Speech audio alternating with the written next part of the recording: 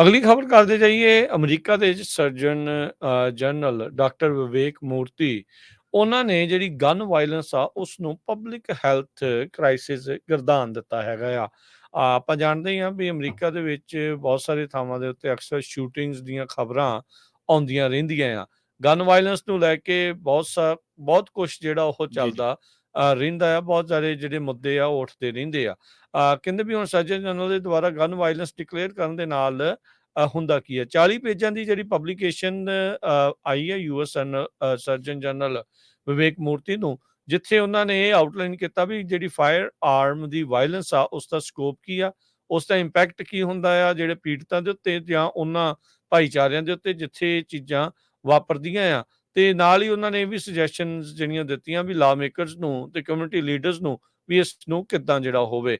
Public health ਦੀ approach ਨੂੰ ਲੈ ਕੇ recently ਇਹਨਾਂ ਨੇ ਇਹ ਵੀ ਆਖਿਆ ਸੀਗਾ ਵੀ ਜਿਹੜਾ ਸੋਸ਼ਲ ਮੀਡੀਆ ਆ, ਉਹਨਾਂ ਐਪਸ ਦੇ ਉੱਤੇ ਇਹ ਲਿਖਿਆ ਹੋਣਾ ਚਾਹੀਦਾ ਆ ਵੀ ਇਹ ਤੁਹਾਡੀ ਸਿਹਤ ਦੇ ਲਈ ਹਾਨੀਕਾਰਕ ਹੋ ਸਕਦੀਆਂ ਆ, ਵੀ ਇੱਦਾਂ ਦੀਆਂ ਵਾਰਨਿੰਗਸ ਦੇ ਨਾਲ ਸੋਸ਼ਲ ਮੀਡੀਆ ਜਿਹੜਾ ਉਹ ਆਉਣਾ ਚਾਹੀਦਾ ਆ। ਇਹਨਾਂ ਨੇ ਰੀਸੈਂਟਲੀ ਕਾਫੀ ਜਿਹੜੀ ਗੱਲ ਆ ਉਹ ਚਰਚਾ ਕੀਤੀ ਸੀ ਜੀ। ਸੋਸ਼ਲ ਮੀਡੀਆ ਦੇ ਮਾੜੇ ਪ੍ਰਭਾਵਾਂ ਦੀ, ਜਿਹੜੇ ਨੌਜਵਾਨਾਂ ਦੇ ਉੱਤੇ ਤੇ ਆਮ ਅਡਲਟ ਜਿਹੜੇ ਉਹ ਲੋਕਾਂ ਦੇ ਉੱਤੇ ਵੀ। ਸੋ ਉਹਨਾਂ ਨੇ ਕਿਹਾ ਵੀ ਇਹ ਹੁਣ ਆਪਣੇ ਜਨਰੇਸ਼ਨ ਦਾ ਇਸ ਪੀੜ੍ਹੀ ਦਾ ਲਈ ਇੱਕ ਬਹੁਤ ਵੱਡੀ ਚੁਣੌਤੀ ਆ, ਤੇ ਆਪਾਂ ਨੂੰ ਬਹੁਤ ਤੇਜ਼ੀ ਦੇ ਨਾਲ ਅਰਜੈਂਸੀ ਦੇ ਨਾਲ ਇਹ ਕੰਮ ਕਰਨ ਦੀ ਲੋੜ ਆ ਵੀ ਇਸ ਨੂੰ ਕਿੱਦਾਂ ਜਿਹੜਾ ਆ ਉਹ ਹੱਲ ਕੀਤਾ ਜਾਵੇ।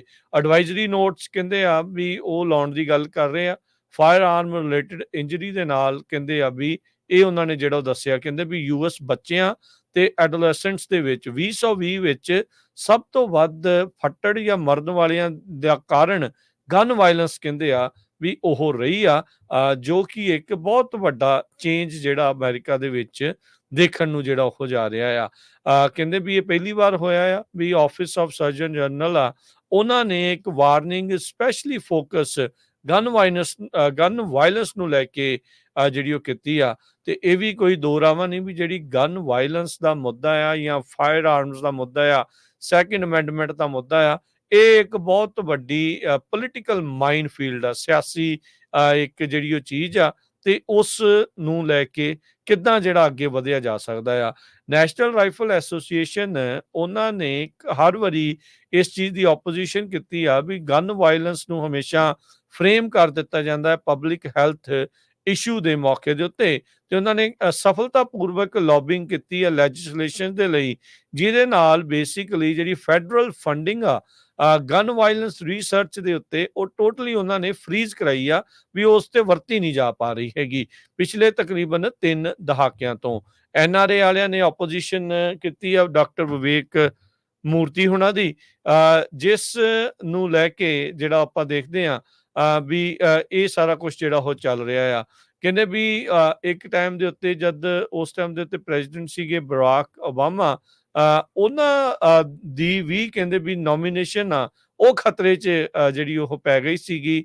ਸੌਰੀ, ਡਾਕਟਰ ਵਿਵੇਕ ਮੂਰਤੀ ਦੀ ਬਰਾਕ ਓਬਾਮਾ ਦੇ ਟਾਈਮ ਦੇ ਉੱਤੇ, ਜਦ ਇਹਨਾਂ ਨੇ ਇੱਦਾਂ ਦੀ ਆਪੋਜੀਸ਼ਨ ਜਿਹੜੀ ਉਹ ਦੇਖੀ ਸੀਗੀ। ਸੋ ਮਾਸ ਸ਼ੂਟਿੰਗਸ ਹੋ ਰਹੀਆਂ ਆ, ਇਹਦੇ ਜੀ। ਵਿੱਚ ਕੋਈ ਦੋ ਰਾਵਾਂ ਨਹੀਂ ਵੀ ਬਹੁਤ ਸਾਰੇ ਲੋਕ ਨਿਹੱਥੇ ਜਿਨ੍ਹਾਂ ਦਾ ਕੋਈ ਲੈਣ ਦੇਣ ਨਹੀਂ ਹੁੰਦਾ ਉਸ ਵਾਇਲੈਂਸ ਦੇ ਨਾਲ, ਉਹ ਵਿਚਾਰੇ ਜਿਹੜੇ ਇਸ ਦੇ ਵਿੱਚ ਮਾਰੇ ਜਾਂਦੇ ਆ।